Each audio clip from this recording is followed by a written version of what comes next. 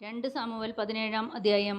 അഹീഥോഫേൽ അബ്സലോമിനോട് ചോദിച്ചു, 12000 പേരെയും കൂട്ടി ഇന്ന് രാത്രി ഞാൻ ദാവീദിനെ പിന്തുടരട്ടെ? അവൻ ക്ഷീണിച്ച് ധൈര്യം കെട്ടിരിക്കുമ്പോൾ ഞാൻ ചെന്ന് ആക്രമിക്കും, കൂടെയുള്ളവർ ഓടിപ്പോകും, രാജാവിനെ മാത്രം ഞാൻ കൊന്നുകളയും. മണവാട്ടി മണവാളിൻ്റെ അടുത്തേക്ക് വരുന്നത് പോലെ അവൻ്റെ അനുചരന്മാരെ നിന്റെ അടുത്തേക്ക് ഞാൻ കൊണ്ടുവരാം. ഒരാളെ മാത്രമേ നീ കൊല്ലാൻ നോക്കുന്നുള്ളൂ, മറ്റെല്ലാവരും സുരക്ഷിതരായിരിക്കും. അബ്സലോമിനും ഇസ്രായേൽ ശ്രേഷ്ഠന്മാർക്കും ഈ ഉപദേശം ഇഷ്ടപ്പെട്ടു. അബ്സലോം പറഞ്ഞു, അർക്യനായ ഹുഷായിയെ വിളിക്കുക, അവൻ എന്ത് പറയുന്നുവെന്ന് കേൾക്കാം. അവൻ എത്തിയപ്പോൾ അബ്സലോം പറഞ്ഞു, അഹീഥോഫേലിൻ്റെ ഉപദേശം ഇതാണ്, ഇത് നാം സ്വീകരിക്കണമോ അല്ലെങ്കിൽ എന്ത് ചെയ്യണമെന്ന് നീ പറയുക. ഹുഷായി പറഞ്ഞു, ഇക്കുറി അഹീഥോഫേലിൻ്റെ ഉപദേശം പറ്റിയില്ല. അവൻ തുടർന്നു, നിന്റെ പിതാവും അനുയായികളും ധീരന്മാരാണ്. കുട്ടികൾ അപഹരിക്കപ്പെട്ട പെൺകരടിയെപ്പോലെ അവർ ശോഭിച്ചിരിക്കുകയാണെന്ന് നിനക്കറിയാം. കൂടാതെ നിന്റെ പിതാവ് യുദ്ധനിപുണനാണ്. അവൻ അനുചരന്മാരോടുകൂടെ രാത്രി പാർക്കുകയില്ല.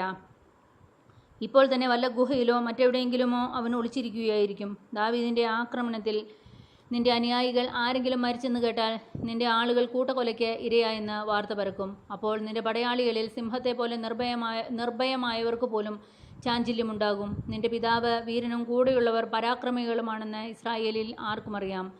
എൻ്റെ ഉപദേശം ഇതാണ്, ദാൻ മുതൽ ബർഷേബ വരെ കടൽക്കരയിലെ മണൽത്തരി പോലെ അസംഖ്യമായ ഇസ്രായേലിയരെ ഒരുമിച്ച് കൂട്ടി നീ തന്നെ അവരെ യുദ്ധത്തിൽ നയിക്കണം. ദാവീദ് എവിടെയായിരുന്നാലും നമുക്ക് അവനെ കണ്ടുപിടിക്കാം.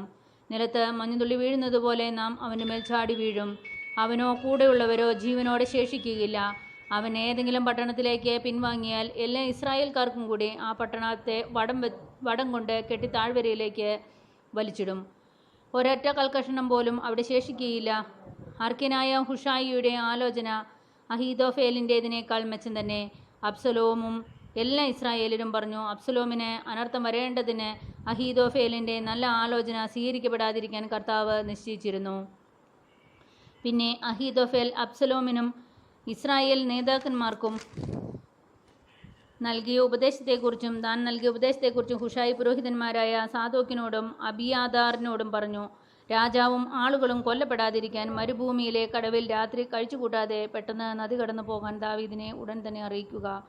ഹുഷായി ആവശ്യപ്പെട്ടു. പട്ടണങ്ങളിൽ വെച്ച് തങ്ങളെ ആരും കാണാതെ ജോനാഥാനും അഹീമാസും എൻറോഗാലിൽ കാത്തു നിൽക്കുന്നുണ്ടായിരുന്നു. ഒരു വേലക്കാരി ചെന്ന് സംഭവിക്കുന്നതെല്ലാം അവരെ അറിയിക്കും. അവർ ചെന്ന് ദാവീദ് രാജാവിനോട് പറയും. എന്നാൽ ഇപ്രാവശ്യം ഒരു ബാലൻ അവരെ കണ്ടു. അവൻ അബ്സലോമിനോട് പറഞ്ഞു. അതുകൊണ്ട് അവരിരുവരും വേഗം പോയി ബഹൂറീമിൽ ഒരു വീട്ടിൽ ചെന്നു. അവിടെ മുറ്റത്ത് ഒരു കിണറുണ്ടായിരുന്നു. അവർ അതിൽ ഒളിച്ചിരുന്നു.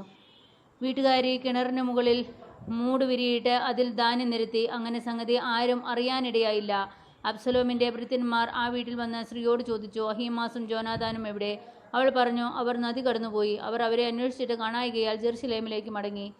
അവർ പോയപ്പോൾ ജോനാഥാനും അഹീമാസും കിണറ്റിൽ നിന്ന് കയറി ചെന്ന് ദാവീദ് രാജാവിനോട് പറഞ്ഞു, എഴുന്നേറ്റ് അതിവേഗം അക്കരെ കടക്കുക. അഹീഥോഫേൽ നിനക്കെതിരായി ആലോചന നടത്തിയിരിക്കുന്നു. അപ്പോൾ ദാവീദും കൂടെയുള്ളവരും ജോർദാൻ കടന്നു. നേരം വെളുക്കാറായപ്പോഴേക്കും എല്ലാവരും ജോർദാൻ കടന്നു. തൻ്റെ ഉപദേശം സ്വീകരിച്ചില്ലെന്ന് കണ്ടപ്പോൾ അഹീഥോഫേൽ കഴുതയ്ക്ക് ജീനിയിട്ട് തൻ്റെ പട്ടണത്തിലേക്ക് പോയി. വീട്ടുകാര്യങ്ങളെല്ലാം ക്രമപ്പെടുത്തിയതിനു ശേഷം അവൻ തൂങ്ങി മരിച്ചു. അവനെ കുടുംബക്കല്ലറയിൽ അടക്കി. ദാവീദ് മഹനയീമിലെത്തി. അബ്സലോം എല്ലാ ഇസ്രായേലിയരോടൊപ്പം ജോർദാൻ കടന്നു. യോവാബിന് പകരം അമാസയെ അബ്സലോം സേനാധിപതിയാക്കിയിരുന്നു. അമാസ ഇസ്മായേലിനായ ഇത്രായുടെ മകനായിരുന്നു. നാഹാഷിൻ്റെ മകളും യോവാബിൻ്റെ അമ്മ സെരൂയയുടെ സഹോദരിയുമായ അബീഗൽ ആയിരുന്നു അവൻ്റെ ഭാര്യ. ഇസ്രായേലിനും അബ്സലോമും ഗിലെയാദ് ദേശത്ത് താവളമടിച്ചു.